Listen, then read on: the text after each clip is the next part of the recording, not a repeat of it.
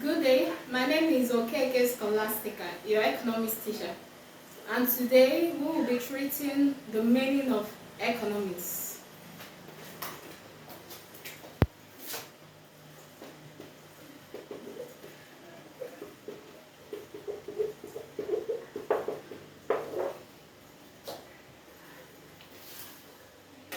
You can go to my website, which is broadeconomics.com.ng. There I've detailed out everything. I've discussed this meaning of economics. Thank you. Now we say that economics have different meaning and definitions by various economists due to the fact that the economists, we are defining it based on their own perspective. Yes, economics have different meaning. It doesn't have one meaning, it doesn't have two meanings, it has many meanings. It has different meanings by different economists. The reason being that it is being defined by various economists all over the world. They define it based on their own understanding, based on their own perspective, based on their own view, based on their own studies and points. So with all this, you will see that economics have different meaning. The difference in the definition is because it studies human behavior, which are diverse. The reason behind the differences in the definition of economics is due to the fact that it studies what? Human behavior. Human behavior is different. It's not the same. We all have our unique behaviors. You have that behavior that makes you who you are. I have that behavior that makes me who I am. So our behaviors are not the same. It is different. So for the fact that economics studies human behavior, and for the fact that human behavior are not the same, is what makes the meaning of economics different. The characters of human beings differs. No one has the same behavior with anyone, not even twins, siblings, or friends. Yes, even twins have different behavior. Even siblings have different behavior. Friends have different characters. Nobody is the same in characters. We are all different in behaviors, in characters. We don't think alike. We don't see things the same way. Our understandings differs. Our point of views differs. We are wonderfully created with a unique character, making the definition of economics to be many since it studies about human beings. We are wonderfully, uniquely created with different behavior, with different characters, which makes the meaning of economics to be different. It is said that economics is a science which studies human behavior. Now, the question is economics a pure science? I don't know if you are following me, if you understand what I just said. We say that economics is a science that studies human behavior. Now, since it is a science that studies human behavior, is it a pure science? The answer is no. Economics is a science, but not a pure science, because it studies human behavior. It doesn't study the parts of human being. It doesn't study the bodies of human being. It just studies the behavior of human being. That is what makes what economics a social science, not a pure science. So with this reason, you can say that economics is a social science and not a pure science. Okay?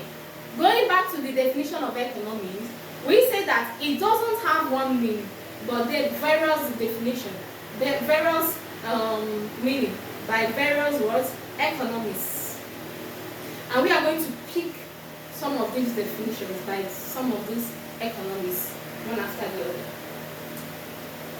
Adam Smith, 1776, defines economics as an inquiry into the nature and causes of the wealth of nations.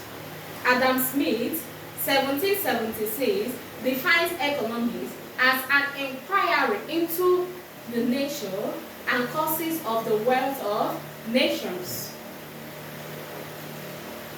John Stuart Mill, 1843, defines economics as the practical science of the production and distribution of wealth. John Stuart Mill, 1843, defines economics as the practical science of the production and distribution of wealth. Alfred Marshall, 1890, defines economics as a study of mankind in the ordinary business of life. Alfred Marshall, 1890, defines economics as a study of mankind in the ordinary business of life. Out of all these definitions, there is one which was generally accepted by the economists. Reason being that it contains all the basic fundamentals of economics. Out of all those definitions we have in economics by various economists, we have one that is generally accepted by the economists all over the world. And that definition is made by Professor Lord Lionel C. Robbins. Now, Professor Lord Lionel C. Robbins, 1932, defines economics as a science which studies human behavior as a relationship between ends and scarce means, which have alternative uses. Professor Lord Lionel C. Robbins, 1932, defines economics as a science which studies human behavior as a relationship between ends and scarce means, which have alternative uses. This definition by Robbins is widely accepted by the economists because it contains all the basic principles of economics. Yes. It does what? It contains what? All the basic principles of economics, which includes wants, scarce, scale of preference, choice, and opportunity cost. Wants, scarce, scale of preference, choice, and opportunity cost. These are the what? These are the basic principles of economics, which was included in the definition made by Professor Lord Lionel C. Robbins in 1932 in his definition of economics. We are going to take this definition one after the other. Okay? We are going to define it, say their meanings bit by bit. Now, economics is a science which studies human behavior. Means that it is a social science, since it studies what? Human behavior. As a relationship between ends and scarce means, which is talking about what? The wants, the needs, the desire of men, the desire of man, which she referred to as ends. As a relationship between ends and scarce means. The ends there means the desire, the needs, and the wants of human, which are unlimited and insatiable by the limited or no resources, which was referred to as scarce means. The scarce means there is referred to as what? The limited or no resources, which should be used or could be used to do what? To satisfy those one's needs and what desires of human, which are unlimited. Means there means resources. Okay? Means there means what? Resources. Why scarce means what? The limited. Scarce means, if you put them together, means what? Limited resources.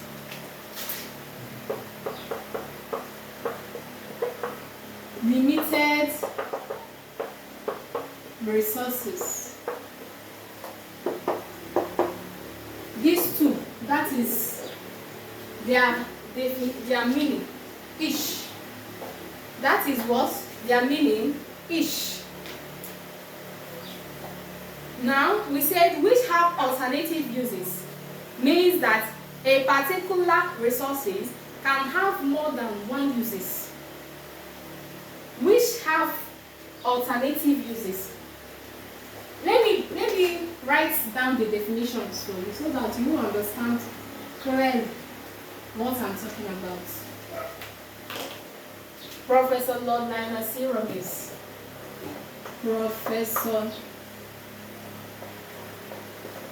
Professor Lord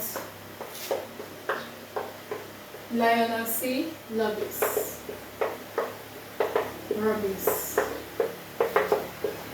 1932 defines economics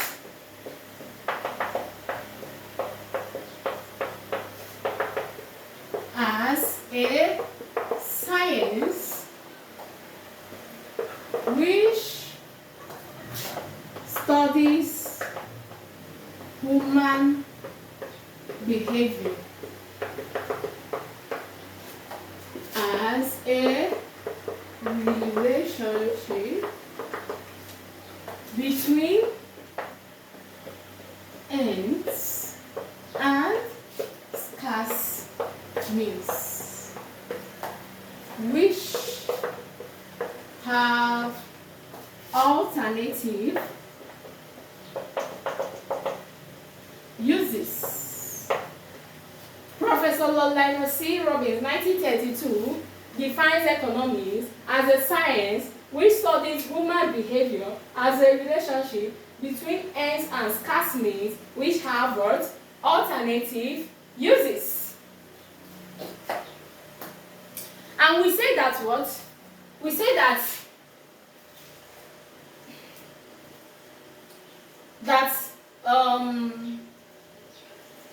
this scarce here means the limited what? Means the limited resources. Means resources. Okay? Means what? Means resources. Now we say that it's a science which studies human behavior. A science which studies human behavior means that it is a social science. As a relationship between ends. These ends means the wants, the needs, the desires of man, the desires of woman. Okay? As a relationship between ends and scarce means, it's talking about the wants, needs, and desires of man, which he referred to as ends, and which are unlimited and insatiable by the limited or no resources, which was referred to as scarce means meaning resources, which have alternative uses, means that a particular resources have more than one uses. For example, a water can either be used for drinking, cooking, cleaning, or bathing. Remember when we say that resources can mean anything. Now let's take, for example, that we are talking of water here as resources. And this water can be used in many ways. We can either use it for cooking, drinking, cleaning, or washing our clothes. And that is what they mean by the alternative uses. That is what it is referred to as the alternative uses. You can use it in many ways. Depending on the most pressing need in the scale of preference, one could be chosen at the moment to be satisfied, which is referred to as choice. Now, if we can use water to cook, clean, bathe, wash our clothes, and maybe we have just a bucket of water, depending on the most pressing needs at that moment, it might be, I'm thirsty, I need to drink water first. You can take from there. It might be, I need to take my bath, I'm feeling heat, or I'm feeling hot or dirty.